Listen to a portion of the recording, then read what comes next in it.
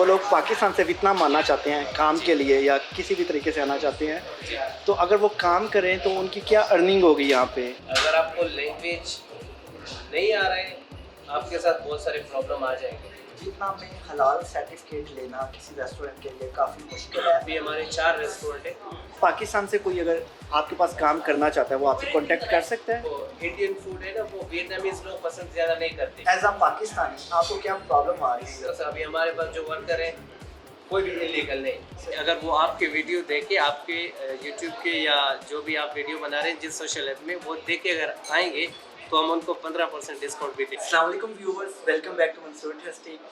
तो आज मैं अपनी series Pakistani business in the whole world में एक और व्लॉग के साथ आ गया हूँ। हमारे सामने रियाज भाई मौजूद हैं और वियतनाम में ये एक पाकिस्तानी इंडियन रेस्टोरेंट चला रहे हैं। तो इनसे गपशप लगाते हैं, इनसे इनके बिज़नेस के बारे में पूछते हैं कि ये कैसे इन्होंने खोला, इधर इनका आइडिया कैसे था कि वियतनाम में आके बिज़नेस करें और वियतनाम में कैसा बिज़नेस चल रहा है। एज आ पाकिस्तानी इनको कोई प्रॉब्लम वगैरह आ रही है या नहीं। तो रियाज भाई बहुत बहुत शुक्रिया आपका कि आपने टाइम दिया है। बहुत ज़्यादा रश है नीचे मैंने देखा, लेकिन उसमें भी आपने टाइम दिया तो बहुत बहुत शुक्रिया। तो थोड़ा सा अपने शॉप के बारे में इंट्रो करें और बताएं कि आप लोगों का कैसे आइडिया आया कि आप ये बिज़नेस ओपन करना चाह रहे थे। जी, असल में मेरा जो बड़ा भाई है उसका नाम है मोहम्मद अली। वो आया यहाँ पे तकरीबन 2013 में, 2012-13 शुरू में, 13 शुरू था, 12 एंड था, उस टाइम आया था। और फिर यहाँ पर आया था एज अ सिविल इंजीनियर। तो कोई कंपनी के साथ उसका अपना एग्रीमेंट था, तो फिर वो कंपनी के साथ उनका नहीं बना आपस में। और जब नहीं बना तो फिर आपको पता है उन लोगों ने वो पैसे वगैरह तो दे दिए, लेकिन फिर वो लीगल करके नहीं दे दिए थे। तो वो बंदा फंस गया था, वहाँ पे कोई निकल नहीं सकता था। और फिर उस टाइम अगर आप बैक जाएँ देखें 2013 में, तो फिर हलाल फूड का कोई कंसेप्ट था ही नहीं वियतनाम में। अगर आप हिस्ट्री भी चेक करेंगे ना, तो कोई कंसेप्ट ही नहीं था।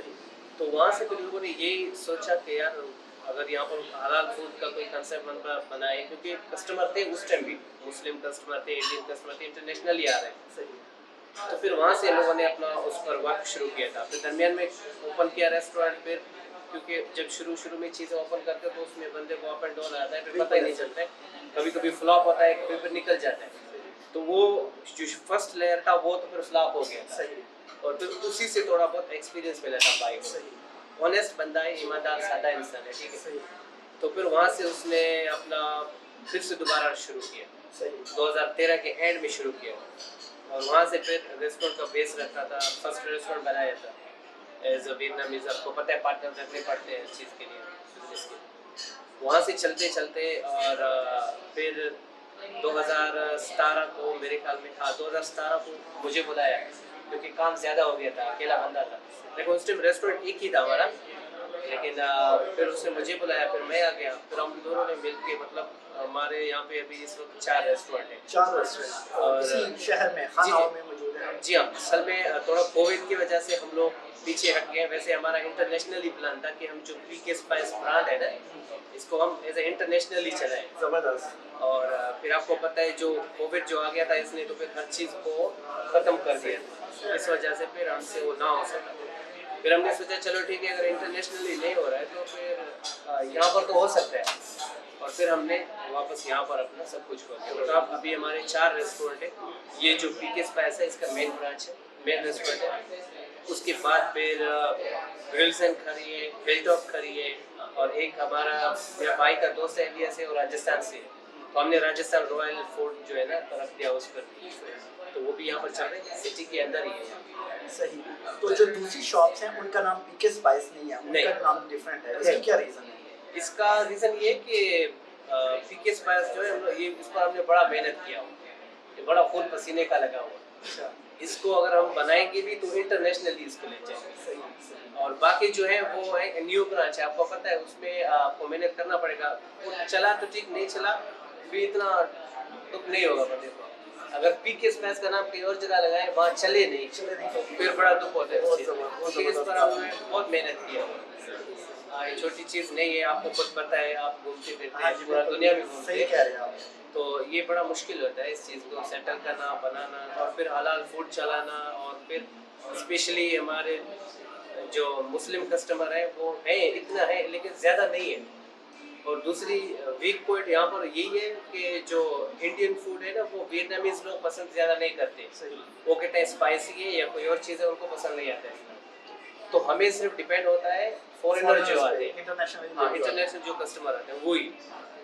तो अभी चल रहे हैं अल्हम्दुलिल्लाह, हमारे पास सेट है, आप आए हैं देखें। अभी तो हमारा इस टाइम इतना ज़्यादा क्राउड नहीं होता है, 9 बजे के बाद फिर ज़्यादा आते अभी हैं। माशाल्लाह क्राउड तो अभी बहुत ज़्यादा है। जी। हम लोग सिर्फ जगह ढूंढ रहे थे कहाँ बैठ के इंटरव्यू ले लें, तो लकीली मिली है। और मेरे साथ मेरा एक दोस्त आया था ओलिवर, उसने भी आपका खाना खाया तो उसको खाना बहुत अच्छा लगा, मतलब जी हाँ, स्टैंडर्ड है। मेन चीज़ ये होता है कि ज़ाहिर है जो भी बंदा कोई काम कर रहा है वो पैसे के लिए कर रहा है। लेकिन हम भी पैसे के लिए कर रहे हैं, लेकिन हम कह रहे हैं कि हमारा जो स्टाफ है, जो शेफ है, हमने ये बोला हुआ है पोर्शन बढ़ा रखो, क्योंकि टूरिज्म यहाँ पर सारे आते हैं। पोर्शन बढ़ा रखो, प्राइस कम रखी है हमने, ताकि वो शेयर करना चाहें या लेके जाना चाहें, जैसे उनका दिल है वैसे ही करें। ज़बरदस्त। खाना अच्छा ना हो, जो भी चीज़ हो, हम उनको फुल ऑप्शन दिए हुए भाई, नो इशू है, आप चेंज करो, आप जैसा आपका दिल है वैसे ही चला। ज़बरदस्त। मेन चीज़ इखलाक होता है, जो हमने इनको बताया हुआ है भाई, कस्टमर को रिस्पेक्ट दो, अच्छा खाना दो, पैसे की तरफ नहीं देखो। जो चीज़ आप पहले उसको रिस्पेक्ट और खाना अच्छा दोगे ना, उसके लिए फिर पैसा मैंने नहीं रखता है। ऐसा ही है, ऐसा ही है। तो हलाल रेस्टोरेंट की बात हो रही थी, वियतनाम में हलाल सर्टिफिकेट लेना किसी रेस्टोरेंट के लिए काफ़ी मुश्किल है, आसान है? इसका कोई अगर थोड़ा सा प्रोसेस बता दें। अभी तो देखो, अभी जो चीज़ें वो बहुत ग्रो हो गई, अभी तो 2024 से चीज़ें बहुत ग्रो हो गई। अभी आपको इतना डिफिकल्ट नहीं मिलेगा कोई। सही। आप जब मस्जिद जाएंगे, वो मस्जिद वालों से बात करेंगे, हलाल सर्टिफिकेट वाले आएंगे, वो आपके साथ बैठेंगे, सब कुछ चेक करेंगे आपके साथ। मतलब इस प्रोसेस को कोई 1 वीक लग जाएगा, आपको मिल जाएगा। अच्छा, इतने इजीली मिल जाता है? इतना इजीली मिलता है, कोई इश्यू नहीं है। लेकिन अगर आप पीछे जाओगे 2013 में, फिर तो उधर आपको हलाल सर्टिफिकेट एक ऐसा चीज़ होता था कि जो नामुमकिन था कुछ चीज़ के लिए। लेकिन फिर हमने भी तकरीबन 6 महीने के बाद जाकर वो हमें फिर मिला था कि भाई अभी आपको ये सर्टिफिकेट आपका तैयार होके आया है। अभी तो फिर इतना डिफिकल्ट नहीं है, अभी चीज़ें ऐसी हो गई, अभी आपको मिल सकता है। लेकिन उस टाइम बहुत डिफिकल्ट था, उस टाइम कोई ईजी नहीं था ये चीज़। और एज अ पाकिस्तानी आपको क्या प्रॉब्लम आ रही है बिजनेस फेस करते हुए वियतनाम में? देखो मेन चीज़ जो हमें प्रॉब्लम, देखो अगर आप सब चीज़ अपना लीगल चलाओगे ना, तो आपको प्रॉब्लम आएगी ही नहीं। बेशक टाइम लगेगा आपकी हर चीज़ में, लेकिन लीगल चीज़ चलाओगे तो प्रॉब्लम नहीं आएगा। मेन प्रॉब्लम तो हमें ये होता है आने जाने का। आपको पता है हमें 2 फ्लाइटें करके यहाँ से पाकिस्तान जाना पड़ता है, फिर वहाँ से यहाँ आना पड़ता है, और फिर थाईलैंड में आपको पता है हमारा 7 घंटे का स्टे होता है। हाँ जी। ठीक है, ये चीज़ें तो खैर होते हैं, बाकी इतना प्रॉब्लम नहीं है। कहीं पर भी अगर आप लीगल चलोगे तो थोड़ा टाइम लगेगा, थोड़ा पैसे लगेंगे, सब कुछ होगा, फिर प्रॉब्लम नहीं होता है। गवर्नमेंट इतना इशू नहीं करे। नहीं, लाइक मैं नहीं। जर्मनी से हूँ, जर्मनी में सिर्फ पाकिस्तानी नहीं, कोई भी अगर आप बिजनेस स्टार्ट करना चाह रहे हैं तो गवर्नमेंट का पेपर वर्क बहुत ज़्यादा होता है। बिल्कुल, वो जो आप, मैं तो कह रहा हूँ ना कि आपको जो आपका लीगल होगा वो टाइम लेगा सब कुछ, लेकिन फिर आपका अभी हमारे पास जो वर्कर है कोई भी इलीगल नहीं, सही। सारों का वर्क परमिट बने हुए, सही। सब कुछ मतलब लीगल चला के ना, अभी कोई हमें इशू नहीं है। हम अपने ये समझते हैं कि हमें पाकिस्तान में घूम रहे हैं। लैंग्वेज का इशू होता है ऑफिशियल वर्ल्ड में?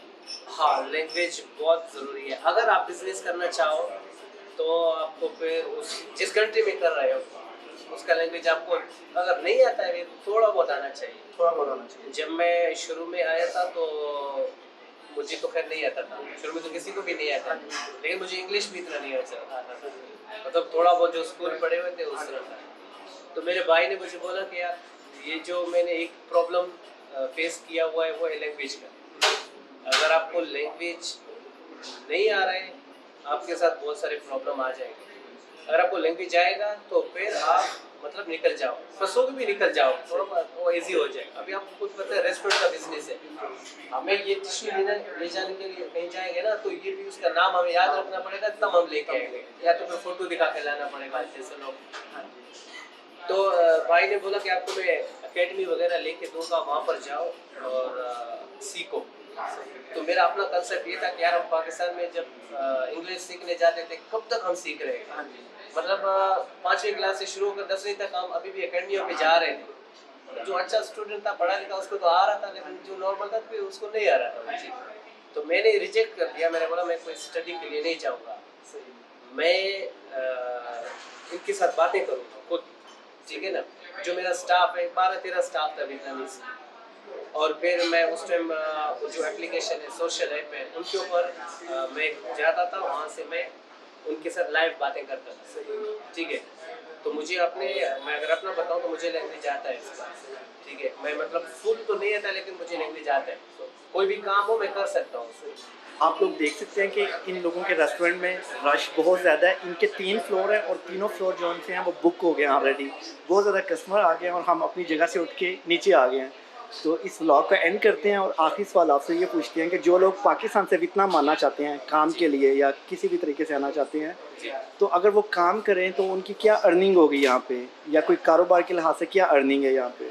जी जी, असल में ये है कि यहाँ पर इतना वो नहीं है, डिफ़िकल्ट नहीं है। लोग आते हैं यहाँ पे, शेफ़ भी आते हैं, हम लोग खुद भी ले आते हैं। तो मेन जो सैलरी होता है वो तकरीबन 1 लाख या 1.5 लाख तक होता है, लेकिन उसमें सारे बच जाते हैं। पाकिस्तान में ये है कि अगर आप कहीं पर भी काम करोगे ना तो आपकी जो सैलरी वो बचता नहीं है, आपके कहीं ना कहीं खर्च होता है। जो यहाँ पर हमारे पास आते हैं उनका जो सैलरी होता है वो हम पूरा पकड़ के उनके घर भेजते हैं। अच्छा। बाकी जो खर्चा होते हैं वो हम खुद हेल्प करते हैं। कपड़े लेना हो, थोड़ा बहुत जो भी होता है वो हम अपने तरफ से करते हैं। ये हम अपने कह रहे हैं, बाकी का मुझे पता नहीं है। सही। तो बाकी जो होते हैं वहाँ पर आपको पता है खर्चा हो जाते हैं, सारे ख़त्म हो जाते हैं, कम ही बच जाते हैं। यहाँ पर हम फुल तनख्वाह पकड़ के घर भेजते हैं, फिर अल्लाह ना करे बीमारी हो या कोई और मसाइल हो, फिर वो हम यहाँ से खुद कर लेते हैं। सही। एज अ कॉपरेट करके अपने स्टाफ के साथ सही। वो चला लेते हैं। इन केस पाकिस्तान से कोई अगर आपके पास काम करना चाहता है वो आपसे कांटेक्ट कर सकता है? हाँ, कर सकता है। अब हम ब्रांच बनाने की कोशिश कर रहे हैं। हमें नए ब्रांच के लिए अगर वो हो गया तो डिमांड हो गया तो कांटेक्ट कर सकते हैं। चले, आप अपना फ़ोन नंबर या ईमेल एड्रेस मुझे दीजिएगा, मैं इस वीडियो में लगा लूँगा, तो आप लोगों को कांटेक्ट करेंगे। बहुत बहुत शुक्रिया रियाज भाई, बहुत बहुत शुक्रिया, बहुत अच्छा लगा आपसे मिलके। वेलकम। और पाकिस्तानी या इंडियन जो भी लोग आते हैं वो पीके इंडियन रेस्टोरेंट में लाजमी आएँ और खाना खाएँ। इनका स्टाफ भी बहुत अच्छा है। उनको मैं एक ऑफ़र भी देना चाहता हूँ आपके तरफ से, आपके चैनल की तरफ से, कि अगर वो आपके वीडियो देखे, आपके यूट्यूब के या जो भी आप वीडियो बना रहे हैं जिस सोशल ऐप में, वो देख के अगर आएंगे तो हम उनको 15% डिस्काउंट भी देंगे। परफेक्ट, बहुत बहुत आपकी तरफ से शुक्रिया। लेकिन उनको कहना कि अगर उन्होंने मंसूर टेस्टी को सब्सक्राइब किया होगा फिर मिलेगा, वरना नहीं मिलेगा। तो वो वही देख सबूत के साथ देंगे। सबूत के साथ दीजिएगा। बहुत बहुत शुक्रिया, बहुत अच्छा लगा आपसे मिलकर, बहुत अच्छा खाना, बहुत बहुत शुक्रिया।